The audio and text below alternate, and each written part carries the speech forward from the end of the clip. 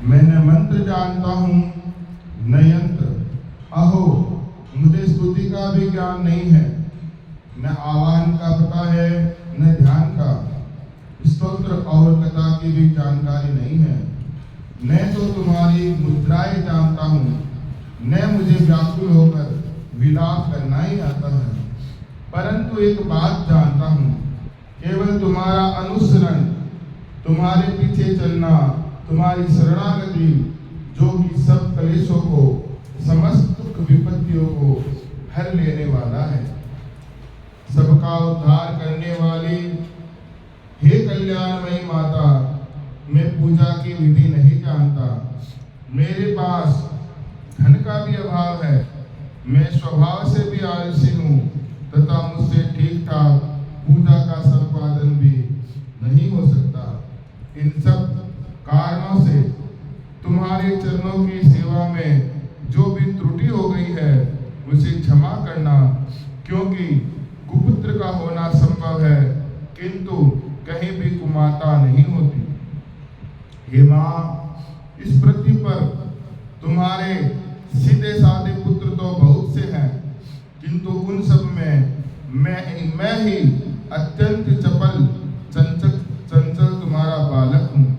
मेरे जैसा चंचल कोई बिरला ही होगा। हे शिवे, मेरा जो यह त्याग हुआ है यह तुम्हारे लिए कदापि उचित नहीं है, क्योंकि संसार में कुपुत्र का होना संभव है किंतु कहीं भी कुमाता नहीं होती। हे जगदम्ब, हे मातः, मैंने तुम्हारे चरणों की सेवा कभी नहीं की। हे देवी, तुम्हें अधिक धन भी समर्पित नहीं किया, तथापि मुझ जैसे अधम पर जो तुम अनुपम स्नेह करती हो, इसका कारण यही है कि संसार में कुपुत्र पैदा हो सकता है किंतु कहीं भी कुमाता नहीं होती। हे गणेश जी को जन्म देने वाली माता पार्वती, अन्य देवताओं की आराधना करते समय मुझे नाना प्रकार की सेवा में व्यग्र रहना पड़ता था, इसलिए 85 वर्ष से अधिक अवस्था बीत जाने पर भी मैंने देवताओं को छोड़ दिया है। उन सब की सेवा पूजा मुझसे नहीं हो पाती, अतएव उनसे जो कुछ भी सहायता मिलने की आशा अब नहीं है। इस समय यदि तुम्हारी कृपा भी नहीं होगी तो हे माँ, मैं अवलंब रहित होकर किसकी शरण में जाऊंगा। हे माता अपर्णा, तुम्हारे मंत्र का एक अक्षर भी कान में पड़ जाए तो उसका फल यह होता है कि मूर्ख चांडाल भी मधुपाक के समान मधुर वाणी का उच्चारण करने वाला उत्तम वक्ता हो जाता है। दीन मनुष्य भी करोड़ों स्वर्ण मुद्राओं से संपन्न हो चिरकाल तक निर्भय विहार करता रहता है। जब मंत्र के एक अक्षर के श्रवण का ऐसा फल है तो जो लोग विधि पूर्वक जप में लगे रहते हैं उनके जप से प्राप्त होने वाला उत्तम फल कैसा होगा, इसका कौन मनुष्य जान सकता है।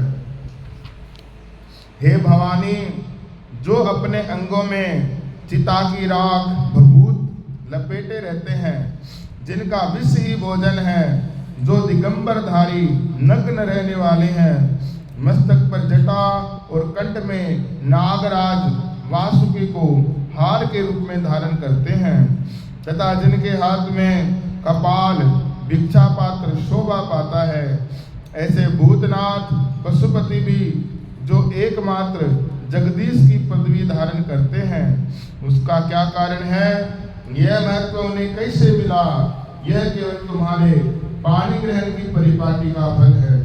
तुम्हारे साथ विवाह होने से ही उनका महत्व बढ़ गया।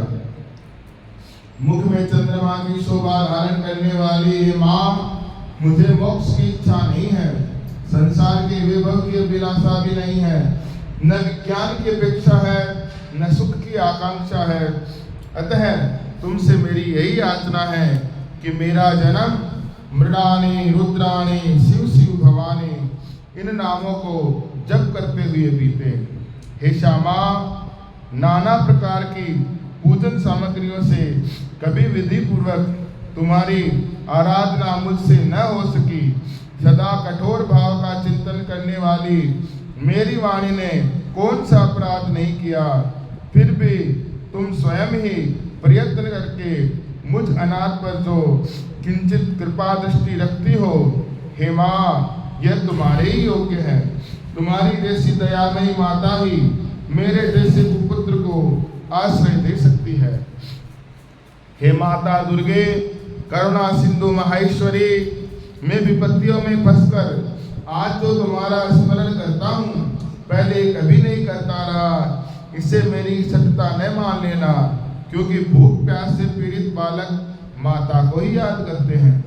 हे जगदम्बा, मुझ पर जो तुम्हारी पूर्ण कृपा बनी हुई है, इसमें आश्चर्य की कौन सी बात है।